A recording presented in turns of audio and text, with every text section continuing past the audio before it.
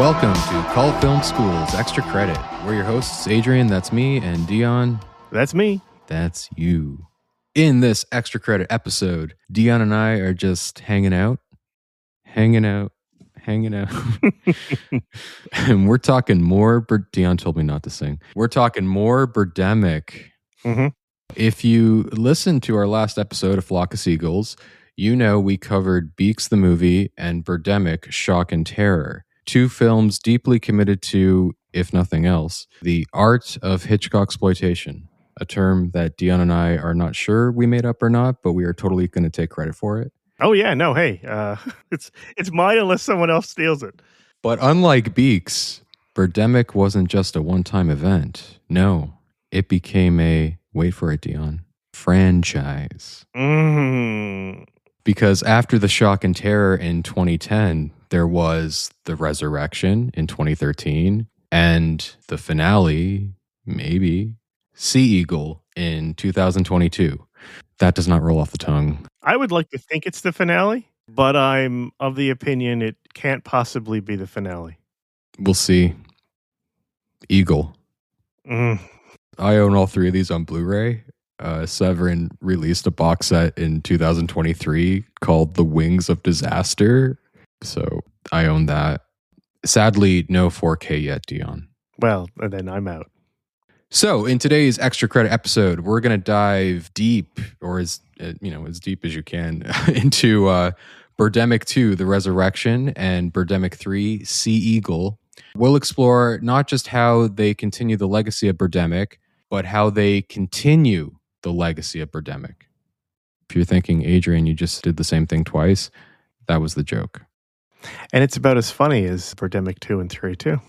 Because if the first Birdemic was lightning in a bottle, these sequels are what happen when you try to bottle lightning again, but you just get electrocuted. Or you forgot what a bottle was. I guess we should put a spoiler warning. You've already spoiled it all by saying it's all just the same thing again and again and again. I know. I was like, I guess we should do one just because that's what we do. Or a global warming warning. Yes. So here at Cult Film School, we only have one rule, and that is to do your homework before coming to class and beware the horrors of global warming. Please watch these two films in advance and worry about global warming. Otherwise, beware of spoilers and global warming. Global warming. Global warming. You can't say it enough. Did you want to do that again, or is that like... There are no second takes. This is Birdemic. All right, so Birdemic 2, The Resurrection. So, Dion, if you go on IMDb, I know you won't. I'm not going on IMDb for Birdemic 2, The Resurrection, but I'll entertain this. Go ahead, please. It'll say, a platoon of eagles and vultures attack Hollywood, California. Why did the eagles and vultures attack? Who will survive? That's what it says. I don't know what half of that has to do with the movie that I watched. I mean, it takes place in Hollywood, California. Sure, yeah. Nothing about the birds in this movie being reanimated prehistoric birds from red rain and or goo. Yeah. No, that's not. Yeah, that is not in the summary. No. Was it like acid rain? I don't know what we're meant to think of it, but yeah. Well, I've listened to the audio commentaries on this movie. So apparently this movie was inspired by Reanimator. Now, if you recall Reanimator, Dion, there's lots of green goo in that film. Okay. Have you seen Reanimator? Yes. Okay, so all the green goo stuff that reanimates dead things, right? Yes. So James Nguyen saw that and thought, red goo. That's the reason for the red in this movie. Sure. That's not a joke. That's the reason. I feel like I should explain that more, but I don't know how. It's just why the red goo and Reanimator. And there's no reference to that in the film. No, which is, I'm kind of glad I did listen to the audio commentary because there's actually a lot of information that's not in the film that apparently, I was going to say, should be in the film, or at least James Nguyen thinks is in the film. Right. We'll get to it. Okay. So This film happens 3 years after Birdemic Shock and Terror becomes the cult phenomenon that it was. Basically, what happened, Dion, was an independent producer and Birdemic fan by the name of Jeff Gross approaches James Nguyen, offers him upwards of $200,000 to make Birdemic 2. I think Severin had a hand in some financing because they own the distribution rights at this point to all things Birdemic. Because if you do go on IMDb, the estimated budget of this is $300,000. So this is basically the big budget one. This is the one where Nguyen gets to do all the things he couldn't in the first one, because the first one only had a budget of $10,000.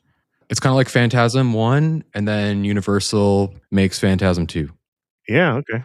For those that know the Phantasm franchise. I'm just trying to remember all the things that happened in this film that are like, wow, now he gets his chance. Right out of the gate, Dion, there's been a handful of sequels to these so bad it's good things that kind of catch on and have like a life afterwards. The ones that come to mind, there's a sequel to Deadly Prey, like a decade or so later. Manos, The Hands of Fate, there's a sequel. Uh-huh. I haven't seen those in their entirety, but or Samurai Cop 2, right? Which I have seen in its entirety.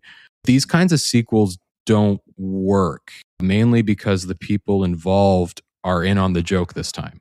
So that so bad it's good magic doesn't work when you're trying to be so bad it's good. Because they're conscious. Exactly. Well, quote unquote. So Birdemic 2, I think, is different, kind of stands alone in being a sequel to a so bad it's good movie, I would argue. Okay, I need to hear this argument. Let me explain my thesis, if you will. So Birdemic 2, The Resurrection, it has this weird dynamic meta thing going on with it. There's like a layer or two of the meta thing. Like, to me, the cast and probably most of the crew seem to be fully in on the joke, but James Nguyen is not. James Nguyen is still genuinely trying to make his romantic thriller. Like, especially if you watch like the behind the scene featurettes, like he is extremely serious about what he's doing.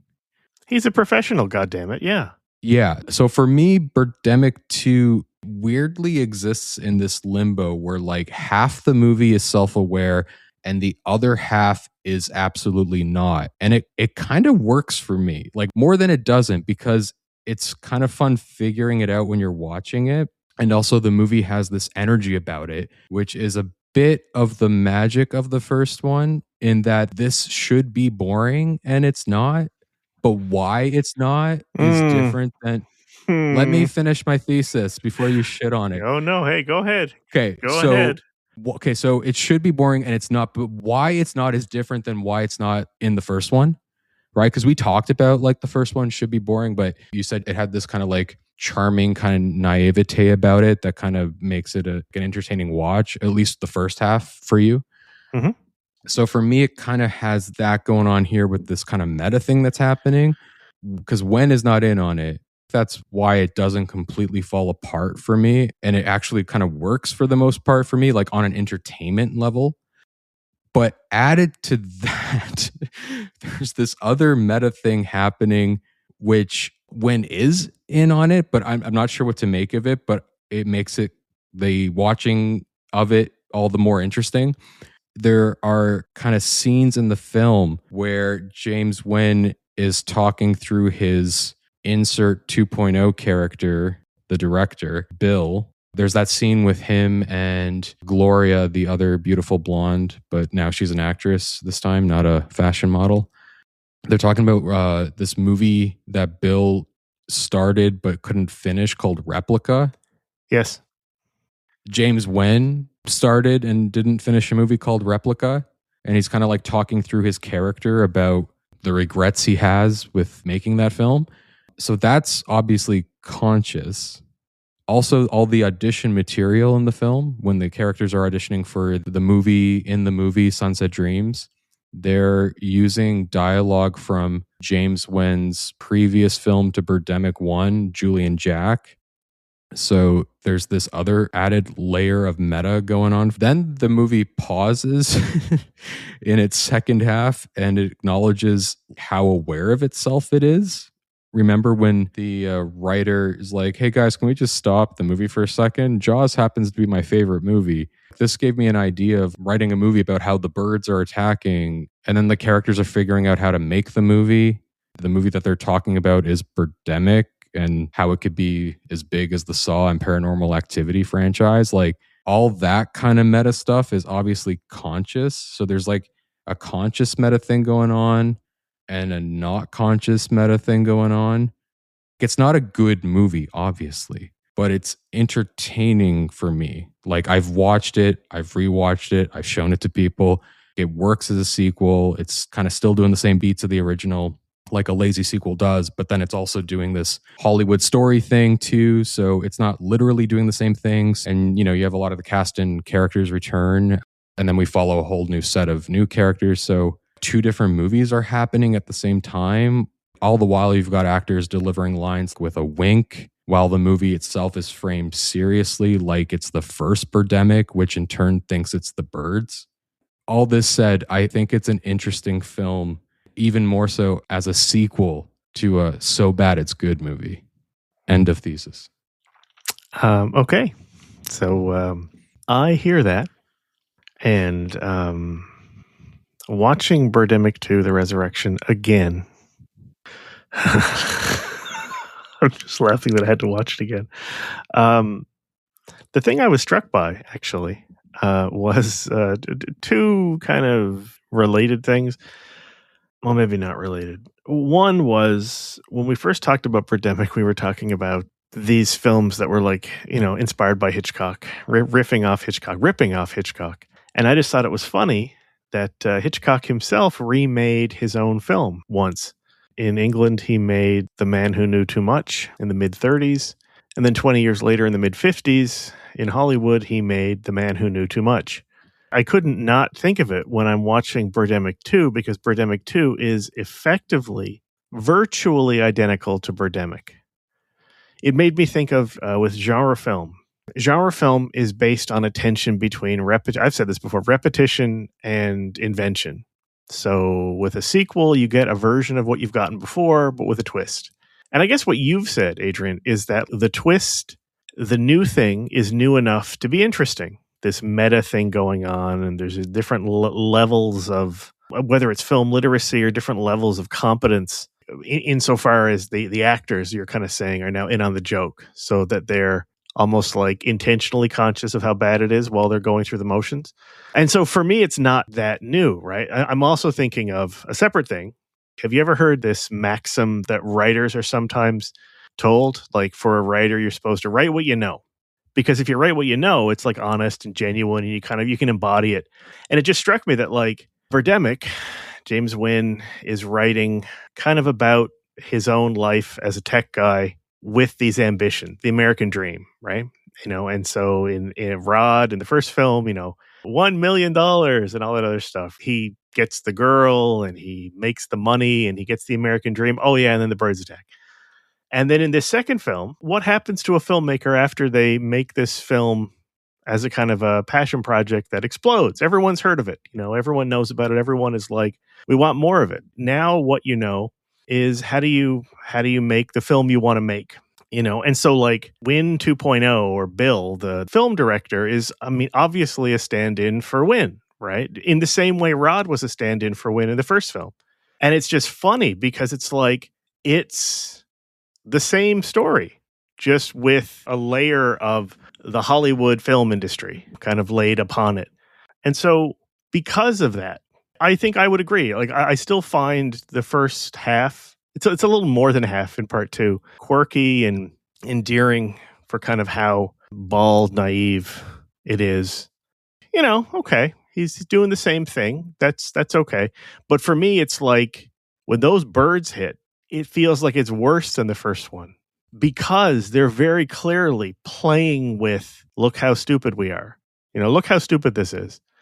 I think we have zombies and cavemen in this one. Yeah. Yeah. It's up in the stakes. Like, listening to you, I'm like, so I think I won you over a little bit. I feel like you were like going in just going to shit on this thing. Like I said before we started recording, I was surprised that I didn't hate it as much the second time. I did dislike the bird stuff. I did dislike the winking at the camera. But I honestly thought that the same kind of repetitive, bold passion, for making it the American dream is there again. Again, it's like Write What You Know. And it's like what he knew was the film he wrote before. And it's like, this is the same thing, just with twice the blondes and twice the go get 'em men with money and stuff. It's like, great. Yeah, it's almost like twice everything. Yeah, I think it's got the same beats of the original. I don't think it's doing the same thing as the original. I don't know. It kind of is. It is and it isn't. Like, it's kind of doing that, but then it's also kind of doing this Hollywood story thing.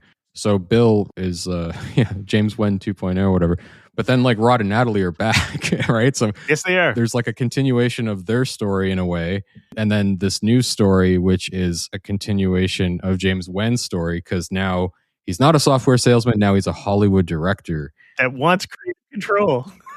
I want Final Cut. He says he lives in Hollywood in the commentary like 45 times. But yeah, it wasn't known if Whitney Moore, who plays Natalie, was going to come back. You can kind of see, because even though Rod and Natalie are back in here, they're kind of just reacting to what Bill and Gloria are doing. And you can tell most, if not all, their dialogue is improvised, which is part of the first layer of meta I was talking about, where like the actors are giving a wink and a nod, because everything that Whitney Moore says, like her performance is kind of mocking the material.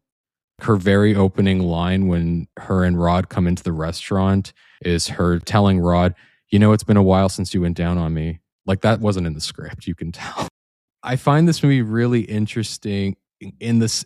If you have to look at it as a sequel to a So Bad It's Good cult phenomenon.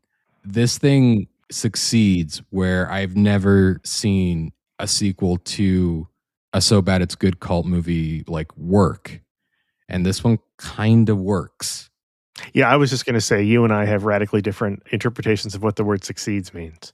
Well, I'm talking about like you watch it and you're not bored by it. There's like an entertainment to this thing. Like I've rewatched this thing. But like if you watch any of those sequels, like you watch Samurai Cop 2, like I challenge you to get through it. It's that bad, but in a boring way, in a nonsensical way. This thing it's not boring in that way. There's things going on where you're entertained by it.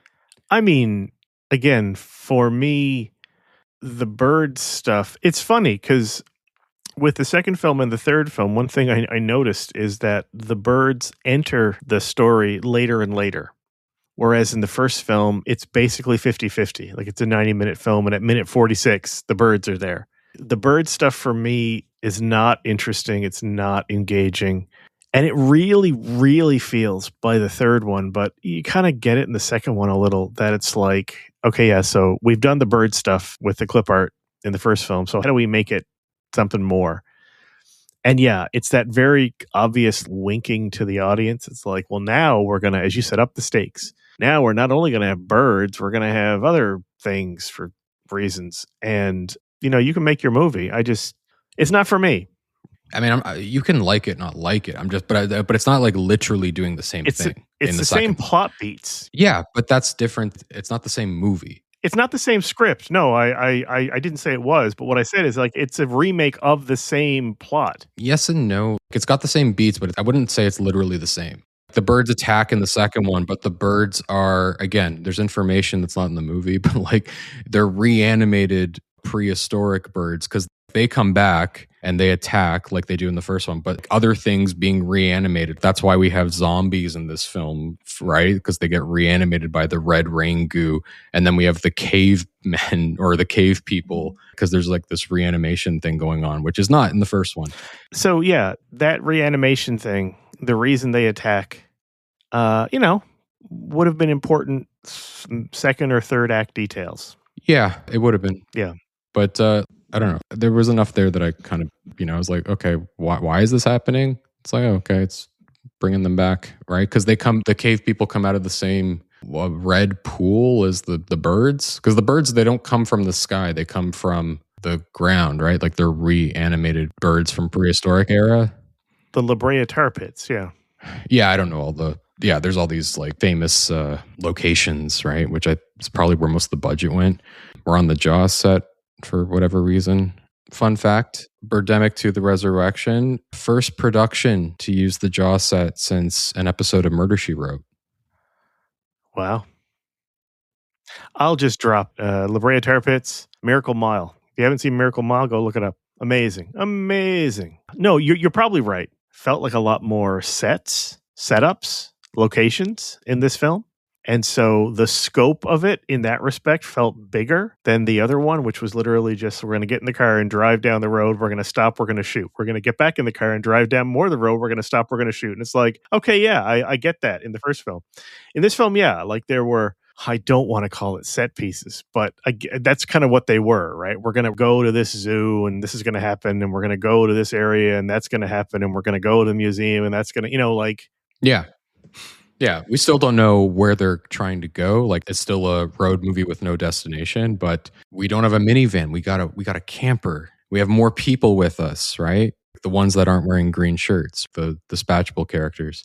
Yeah, I just like there's more going on. I was like, oh, okay. As far as the sequel goes, I was like, cool. When Bill is kind of talking about films, man, like I want to make the film about filmmaking and I got to have Final Cut. And the only way to do it is to do it outside the studio system, man. Like all my favorite films. And then he lists off films and it's like, these were all made in the studio system, buddy. Like, what's going on, right? Like, and like I said, Psycho, you could make the argument. It was an indie. Yeah, sort of. Yeah. But like, what? No, didn't anyone read this? I don't know why I'm personally offended, right? But I shouldn't be. I should be offended by the fact that this is a movie. But that kind of stuff, it's like, no. Details are important. Yeah, I found that kind of funny, like because Bill's like constantly talking about how there's never been an indie perspective of Hollywood. Yeah, like it's some sort of like unrepresented social issue, right? Like global warming. Yes, James Nguyen, finally someone brave enough to tell the story of Hollywood. yeah, because he mentions Citizen Kane, Vertigo, and Psycho. Those are the indies he aspires to be. Because he's making his indie film Sunset Dreams. Yeah. Which sounds very similar to Sunset Boulevard. Yes. but yeah, he mentions this kind of indie perspective of Hollywood so much that it kind of almost challenges the amount of global warming messages told in like the second half. Yeah. Watching it again, hey, wait a minute. What about global warming? And we don't really get it for the first half of the film. It's like, oh, okay. This is really not about global. This to paraphrase you, this is new. Yeah, this is James Nguyen no longer on that soapbox. He's on a different soapbox, talking about a different social issue. Well, he's a Hollywood director now. He's got new problems. New problems. Yeah, that's why I'm saying, like, in terms of a sequel to a so bad it's good movie, this stands alone. Again, I challenge you to watch Manos Returns or whatever, or like The Deadliest Prey. Like, fuck, right? Like this thing you can actually get through. Okay, Dion. I will say, like, there are a few things that stood out to me watching it again. Natalie, the Whitney Moore, every now and again, kind of to what you said earlier, like she'll have a reaction. Like I think when she's first introduced, it's so funny when she's just sitting there silently in the booth. Yeah. And then after Rod's like, oh, I'm going to give you $1 million as long as she gets a part. And then she's like sheepishly like, I'm going to be an actor. For me, the film comes alive. I was like, oh my God, what's happening with the club? When Damien Carter starts going, oh my Lord. Yeah, Damien Carter's back. Star bright, starlight, gonna party tonight. As much as I could easily shit on this thing, when that happens, there's the dance, the four leads, and then like half a dozen extras, and then Damien Carter, and they're all in like a phone booth or whatever small room they're in. Yeah, it's like they're in a basement or something, because it's got like a stage that's literally a corner. Like it's just enough for him to stand on. But the song is catchy again. Very catchy, yeah. That's what I meant. Like it kind of caught me off guard when it's like, whoa. There's energy. There's life. Yeah, even Natalie's mom shows up. And I was about to say, and then Natalie's mother shows up, and then it's like, okay, the band's back together now. Yeah, we got like that's also like kind of a fun thing, like all these returning characters. Yeah, Damien Carter doing his thing, and it's like, again, the song is catchy. We got the Natalie mom, right? Just loving her retirement. And then Dr. Jones, the scientist on the bridge, is back. He is. Talk about prehistoric birds. Tom Hill, the tree hugger. We learned what happened to him after the events of the first movie. He ran into his wife during the forest fire, and now they have like a TV show where they talk about not using toilet paper or something. I forget. But anyways, he's back. Rod's old boss is back, along with the guy he sold solar panels to, but now they're like investing in Sunset Dreams, their film. Film producers, man. I will just say, like, the nepotism in the film industry is like, yeah, this rings true. Yeah. Right? Like, we're going to give you money, but we're going to put her and her mother in the movie. Okay, sure, great. And his adoptive son, Tony, has to be in the movie, the boy from the first movie, who has the best line in the movie where he explains the absence of his sister, Susan. The fish that Rod cooked at the end of Birdemic 1 poisoned her. So, it's like, I wish Susan could have been here, but she got a disease from that fish that Rod cooked. That must have been improvised. No. I think it was. I don't think James... Like, again, the cast is in on the joke. I don't think James Nguyen was. I think a lot of things go over James Nguyen's head for whatever reason. Just kind of the sense I get from the guy. But, yeah. So, like, look at all the shit we're talking about. Like, all the returning characters... Fucking zombies, cavemen, prehistoric birds, giant jumbo jellyfish. We got that. We do have that. Question. My mind's gone. How does it end? How does the movie end, or the giant jumbo jellyfish sequence? No, I know the giant jumbo jellyfish. It stings the woman and goes away. Spoilers. Do the birds just leave at the end again? Well, the screenwriter falls to his death in the pool. That's right. And then the birds, because Sunset Dreams / Boulevard. And then the birds fly off. They have to kill the screenwriter, and then the birds fly off. Yeah. Yeah. But yeah, like, there's a lot going on. The opening sequence. Well, we talked about the Reanimator was a big inspiration for this film. The opening sequence was also inspired by another famous Hollywood film that we've actually discussed in another episode. Okay. The opening with Bill walking down the street. Was it Birdemic, Shock and Terror? Saturday Night Fever. But it's the same as Birdemic, Shock and Terror, though, as well, right? He walks down the street and then goes into the cafe? Yeah, but there was no music when he was walking. There was just Foley of gravel, which did not sound like the cement he was walking on. But in this film, Saturday Night Fever. It almost would have been nice to have a thank you credit or an acknowledgement over the movie poster that's put on the end credits. When it scrolls through, like, the back thing is a still of the movie poster with all the credits on it while the other credits are scrolling by. No, this is all nice. It's nice to have inspirations. Everyone does. Everyone is influenced by stuff.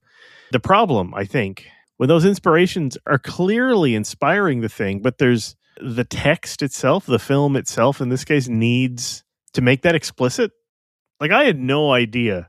I mean, I know it's called Resurrection, and I know the dead birds come back. I didn't put 2 and 2 together and connect it to the jellyfish or the zombies, for instance. Yeah, I've seen this movie a lot, so I didn't put that together. Well, until I listened to the commentary, but like, so it's not. It's not in all the film, in there. Right? It's just not. It's not explicitly in the film. It's not explicitly in the film. Yeah, it's like Batman vs Superman. It's not explained to the viewer. Yeah. Tippi Hedren makes an appearance in the form of her star on the Hollywood Walk of Fame. Coincidence? No. Out of anything that could be a coincidence in this film, that was certainly not it. But I was surprised she didn't get third billing again. Maybe he was spoken to by her or her representatives. He got a cease and assist by Tippi Hedren. He probably framed it. Given all the behind-the-scenes stuff you've been privy to with all these special features, is there a reason there was never filmed or a standalone, even as a short, Sunset Dreams? Is it because, as you've kind of alluded to, all the Sunset Dream stuff was basically his earlier films? Yeah, I mean, I don't know. That's kind of part of that weird second layer meta thing where I'm like, okay, James Wan is obviously intentionally doing this. I just don't know what the intention is. Because he could have totally done, okay, we're going to do tests, or we're going to shoot a, like they're making shit up. Like we're going to shoot a test scene to show it to our investors. He could have made it like a film noir in black and white. He could have rented costumes. And this would have all cost money, but he had money for this, more than he had before.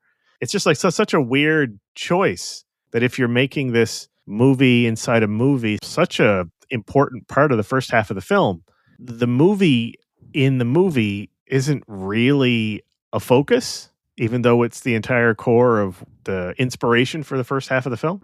Yeah, that would have been the true meta angle, is like they're making a movie of Birdemic and Birdemic. but no, we only get that scene, which is right from the Julie and Jack line, which is part of Sunset Dreams in this movie. When they're doing the casting for the two female leads. Yeah, but when the birds attack, they're shooting Sunset Dreams and Gloria is saying that line.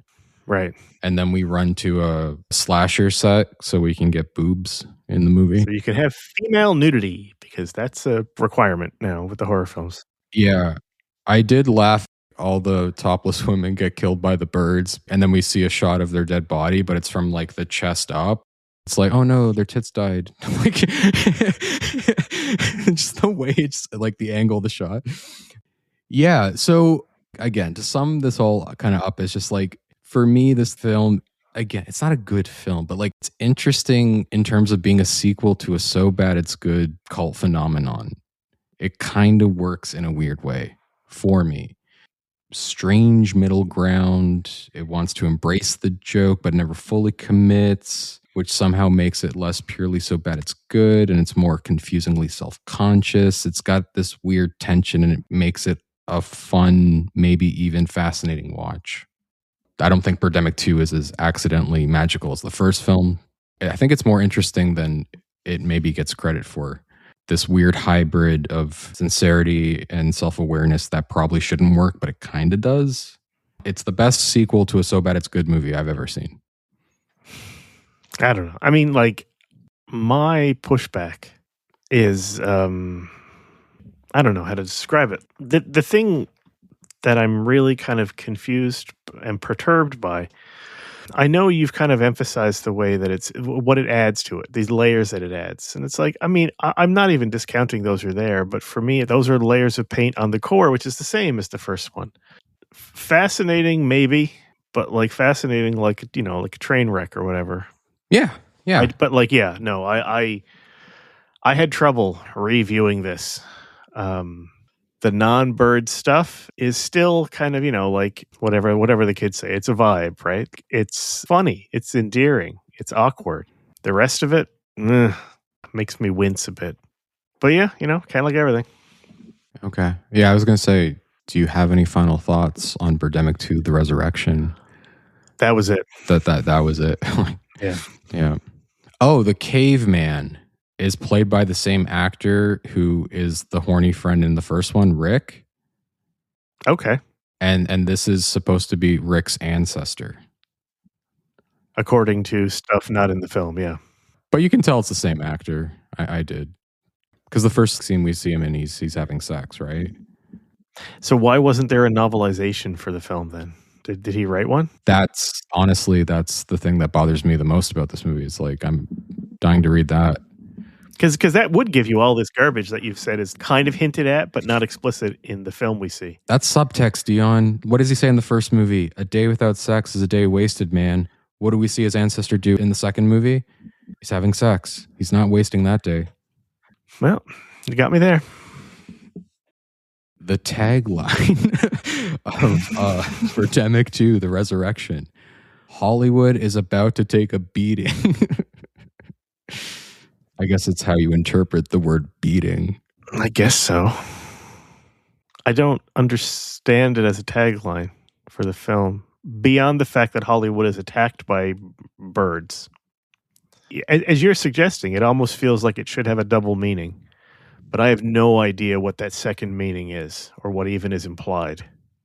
It would have been fun if it was Hollywood is about to take a beaking. I was going to say that would fit. It wouldn't make any more sense, but it would at least be like thematically appropriate. Yeah. Also, again, in the second one, no mention of Natalie's mom when the birds attack, even though she's in the area. Nope. Love the retirement. So that is what we thought about Birdemic 2, The Resurrection. I think we'd be morbidly curious to know what you have to say about it, or even what we've had to say about it. And so if you have those reactions or thoughts, please reach out to us either on one of those social media things or by email at cultfilmschoolpodcast@gmail.com. Okay. Birdemic 3, Sea Eagle. Sea Eagle. That is so weird to say. So if you go on IMDb, Dion. No, that's not going to happen. The plot: a flock of sea eagles attack the coastal town of Santa Cruz, California. Why did the birds attack? Who will survive? Was that the end of the last IMDb plot summary for the second film? Yeah, I guess it's continuing the theme. I don't know. It's fair. Well, hey, it's fair that it's continuing the theme. So, sure. That's a fantastic plot summary for this film from the folks at IMDb. So, no notes. But yeah, Santa Cruz is cool. That's what Santa Carla from The Lost Boys is based off of. There you go. Okay, Dion. Yep. I know we had our differences in Birdemic 2, The Resurrection. That's fair. I think we may come together now. Everything I said about what makes Birdemic 2 kind of work for me, not in Birdemic 3. Birdemic 3 is like those other sequels to these So Bad It's Good Things that try to recapture that magic and fail. But something I will give those that I won't hear, and the fact that Birdemic 2 exists, makes what I'm about to say all the more puzzling. They try to at least do something original, whereas Birdemic 3 doesn't. Like this one, not 2. This one is literally the same movie again, just with different characters. As Shock and Terror, first film. As Shock and Terror. Like, yeah. I don't think that's the case with 2, but this one, 100% with you. Like, that accidental, sincere naivety thing we talked about with Birdemic 1, which makes that So Bad It's Good magic for that one, is not here. The weird meta energy hybrid dynamic thing that Birdemic 2 has going for it isn't here. So you're just left with, unfortunately, a boring movie. Which, say what you will about the first two, the interesting thing about the movie watching experience with them is that whatever you think is going on with them, they are not boring and kind of should be. But Birdemic 3 is fucking boring. I was going to say earmuffs for the kids. These two films are horseshit. I know we've had a difference of opinion with Resurrection, which is fair. But yeah, Sea Eagle, it's puzzling. It's so puzzling. I know what I said before about Hitchcock remade his own film. When Hitchcock remade his own film, it was a different film, even though it had the same kind of core plot thing, a kidnapping, a murder, all that stuff. The real problem, aside from it being, as you've said, Oliver said, a carbon copy of the first film, is the elements that remain are what you've said, kind of boring, right? So, like, even though that same, awkwardness, a script that is written, it's very, very bald, like there's no subtext in the script, that kind of thing. The leads just feel like they totally don't have the charisma even of Rod and Natalie, right? Oh my God. Yeah. And again, right, like there are moments in the first two films, I get a sincere amount of joy out of watching those two performers in those two roles. And none of that in this. It is just like, it's so painful to watch. I even said to you, Adrian, after I watched this the first time, like, I thought I was having a stroke or I had cataracts or like something. I was going blind. So technically, to the technical filmmaking of Sea Eagle. So again, we're late to the party. So awful. Some scenes feel like they're shot day for night. Some don't. The audio levels, we're always like this, right? In the first two films, the opening shots, shot counter shot. The audio, like you could hear the cut with the audio, just like so awful in this thing. It's done with less charisma, less energy, and technically somehow it's worse than the first two combined. Yeah. It's remarkable. It's like, oh my God. This film, I don't know anything about the back. Like, I didn't read about this. I didn't read trivia. I gather, though, Severin Films, through David Gregory, who runs it or co-runs it, financed this third film. You mentioned that they might have been involved with the second film. I don't think I saw names in the credits for part 2, but for part 3, I totally did. They're all over it. It just strikes me that they would have said, hey, either do what brought you to the dance, so remake the first film, or do something new. I don't know. But this, unless you've never seen another film and you like Hitchcock trivia, I don't know what there is in this film for you. Yeah, no, I agree with everything you just said. It's puzzling why it's so bad. By this point, Nguyen had, he's got the original film's cult success. There's years of feedback, right? This thing was made in 2022. Like a decade after the second one. Yeah, and then the sequel, which definitely flirts with self-awareness. What does he do with all that? Nothing. Like nothing. And you're right. Like somehow it's even technically worse. It's overexposed and underexposed at the same time, which is kind of fascinating. This aggressive turquoise aqua color palette, which is hard on the eyes. I will say the birds look nicer. The sea eagles. And there's less of them. They might be in about half an hour of the film as opposed to like 45 minutes. Like maybe 20 minutes. Yeah. Everything about it feels so tired. 100%. The performers are just like, they're just going through the motions. Like at the very end, when the four of them are running to the beach, those four actors didn't have the energy to even raise their hands above their head to like flail with their coat hangers or their automatic weapons. Everything just felt so like, Nguyen knew I have to do this, which is why you get in that last act, bikers somehow just show up. Some guy in a car comes out for some reason just to dance in the woods. Yeah. All of them, by the way, start shooting at birds the minute they see them before they attack. It just felt so, tired. Yeah, no, 100%. I agree. The financing for this thing, I could not find something concrete. I've read weird numbers. Like I've read everywhere from like 10 to 600,000 online. There were 2 crowdfunding attempts to get Sea Eagle made, and both attempts he only made a few $100. So I'm assuming what you said, Severin put the money in, and probably because they were going to put out this Blu-ray box set with the trilogy.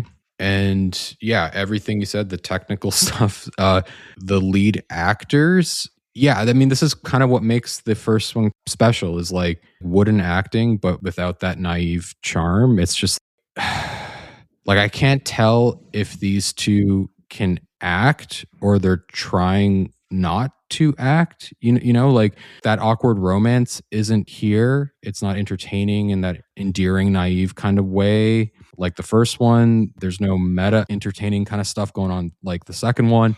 This is just people saying lines at each other, and they might as well be saying it to a wall. Every scene is either about global warming or some factoid about the movie Vertigo. They're just saying things. I would go further. So again, I don't know. I'm not privy to any of the background stuff outside of that Vice documentary you asked me to watch for the last episode. And what I would say is kind of what you've said, that the performers, Alan Bogg and Whitney Moore, it's clear they're actors. Each got charisma in their own ways. They're kind of charming, and they're written so awkwardly, it kind of works. Here, with the Sea Eagle, I don't know who these performers are, but it almost feels like they don't like each other. And I don't know if it's the way that they're written or if it's just the performers are like, I know what I signed up for, but now I'm here, goddammit. I have a contract, so I have to finish it. Like the actress, the female lead, again, this has to be how it was written. Every time the guy says, I love you, it's like, you're going to buy me a Tesla? She's not joking. They have, as you've called it before, the bikini sex scene. Oh yeah, the bathing suit sex scene. That I felt bad for the performers. In the first two, I was laughing at it, kind of like puzzled by it. But in this third one, I was like, I felt bad for her. No, really? Do you have to? Can't we do anything else? And it's exactly for that reason, right? Everything feels just so put upon, forced. None of it pleasant. None of it, I don't want to call it authentic because that's a big stretch. All of it feels just so artificially manufactured because none of it is genuine in any iota. And so as a result, it's what you said. People are just saying things at each other. Did you hear about that movie Vertigo? Yes. Did you know that the BFI made a list and it surpassed Citizen Kane as the best film ever made? No, I didn't. Hey, did you know this is Hitchcock's? This is where he was inspired to write The Birds. Yeah, hey, did you see? This is where they shot Vertigo. Look around. There's no tower. Oh, great. That is so much more emotion than what those actors put into the lines. And it makes no sense. Establish that they're like film buffs or something. Like, he's a film buff. They have that conversation. What do you like to do when you're not trying to save people from getting old? I am a film buff. What is your favorite movie? My favorite movie is Vertigo. What a coincidence. My favorite movie is too Vertigo. They have that conversation when they have their first date. Oh, that went over my head. Yeah, because he sells anti-aging shit, and then she's like, he has a startup. Instead of a tech startup, it's a biotech startup. Right. And instead of making $1 million, he makes $10 million. So we exchange solar for biotech. But he sells it to Rod's boss. Yeah, well, you know. He's back. He's like Dragon's Den or whatever. He's got his thumb in a number of pies. Yeah. This movie sucks. It's awful. Yeah. Okay, so I'm just going to jump all over you and say this. I am the guy that always says, I'm glad I saw it. In a sense, like there's never a bad film. You'll always get something from it, even if it's just like, hey, you see what the good films are by watching the bad ones. After seeing Birdemic 3 Sea Eagle, I don't feel bad saying I never need to see a film by this filmmaker again. And I don't want to wish ill on anyone, but like this filmmaker, I hope they have success, but I hope it's in not making more feature films. Maybe they'll do something else with their energies that they can find happiness in. Because, yeah, I'm done. If I was tapped out after the first one, this third one broke me. Especially like so many years after the first one. Resurrection was fun. Sea Eagle, like Birdemic has outstayed its welcome now. Yeah, agreed. Whatever energy was in the first two is just dead here. Tired. It feels very tired. What's also interesting, right? I could not get this out of my head watching Sea Eagle again there was a moment in the Vice documentary which follows James Nguyen's success with Birdemic, Shock and Terror and then trying to finance a second film. And one of the things that's said to him, you need to do something else. Otherwise, you're going to be the Birdemic guy. And only that. And you'll never make another film again unless it's this thing. Kind of basically, you're going to direct yourself into a corner, and the audience for that is going to shrink and shrink and shrink. On the one hand, I totally appreciate, you kind of do what brought you to the dance, right? You do what you're known for. If this is meant to be a trilogy like everything is in our world nowadays, so be it. I just don't understand why this is the third film. Yeah. It's not continuing. It's literally just the first movie. Well, you do get Rod. Yeah, so Rod, he shows up at the end, but at that point you don't care. Oh no, totally. You're just waiting for the movie to be over at that point. If you can recognize him, it's like Alan Bob Pierce. He's got like a bushy beard and he's older now, so you're like, oh, it's Rod from the first one, but you're like, eh. Even like the stuff that was fun in the like Damien Carter's back, but now the song sucks, and he went from a stage in an empty bar in the first one to like a corner stage in a crowded basement in the second one to he's on the floor with the couple dancing, and it feels like karaoke, but like not karaoke at a bar, but like karaoke at someone's house who doesn't even have a karaoke machine. They just have a microphone. I was going to say, he's clearly ADR. There's no video screen or TV screen. And the song is not catchy. Like, I don't even remember what the song was. Cosmic Beauty. Sure. And then there's like another guy singing that's not Damien Carter. Smile. Yeah. Yeah. It's just like, no Natalie. There's no Bill, no Gloria. We don't know what happened to them. No Natalie's mom. No Dr. Jones. No Tom Hill. No adoptive son Tony. Like, no zombies. No cavemen. Like, I did like the old guy that told them, like, yeah, we're fucked. Have sex. Right? Yeah, that's great. That gave me a chuckle, but Yeah, no on Sea Eagle. Yeah, this is the clearest example of like a filmmaker just not learning anything from his previous work. There's no improving, there's no evolving, it's just continuing. To put it in other words, maybe you've even used these, overstaying their welcome. Yeah. And that's what I meant by like, not only this film, what you would call a franchise, but this filmmaker overstaying their welcome in the public discourse until they bring something new. And it's very clear while I believe he is making other projects, right? It's just that these are the ones that are getting more distribution and more eyeballs on them. I would really be shocked if his other projects are that different from this, either in their execution or in their narrative or in their interests or thematic interests, you know? Even the birds are exhausted in this movie. Like they show up like at best 20 minutes, and the first half, the romance half isn't fun. The thriller bird attacks isn't fun. It's, you know, like Birdemic became a cult film. Birdemic 3 feels like it's trying to be a cult film. And that's like, those are two different things, you know? And as we've said before, because we've talked about dozens of these films at this point, you can't make that happen. You can never make that happen. No.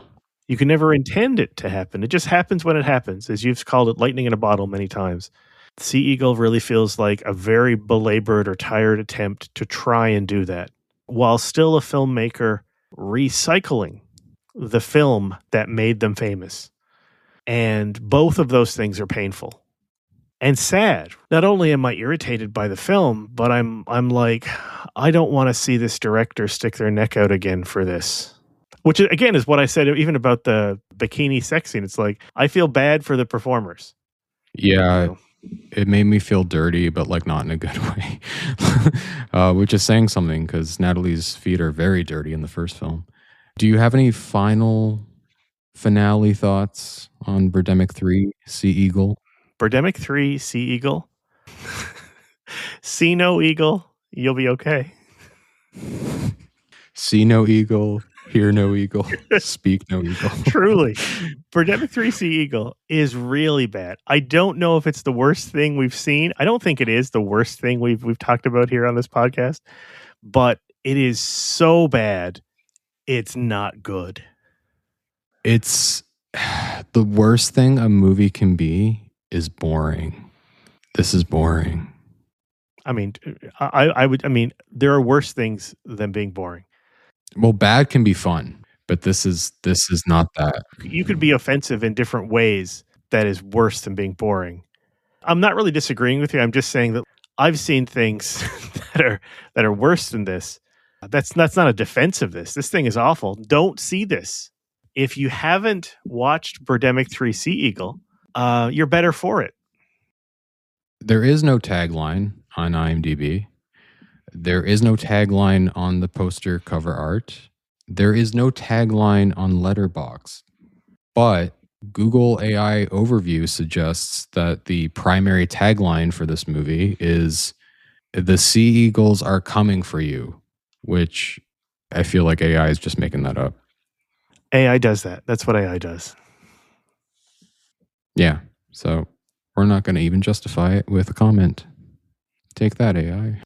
So that was our discussion on Birdemic 3 Sea Eagle. What's your take on our take? Let us know. You can reach us on the socials or by email, cultfilmschoolpodcast@gmail.com. Okay, so Birdemic 2, The Resurrection, and Birdemic 3, Sea Eagle.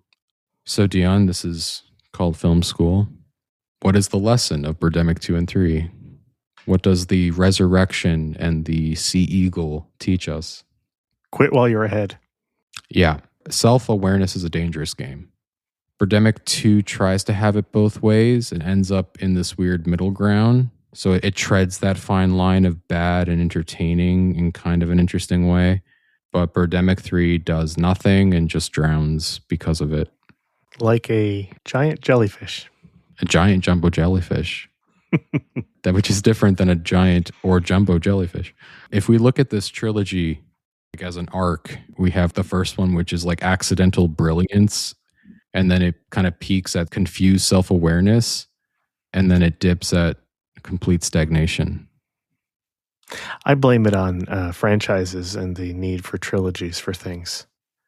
Not everything needs to be a franchise, nor does everything need to be a trilogy.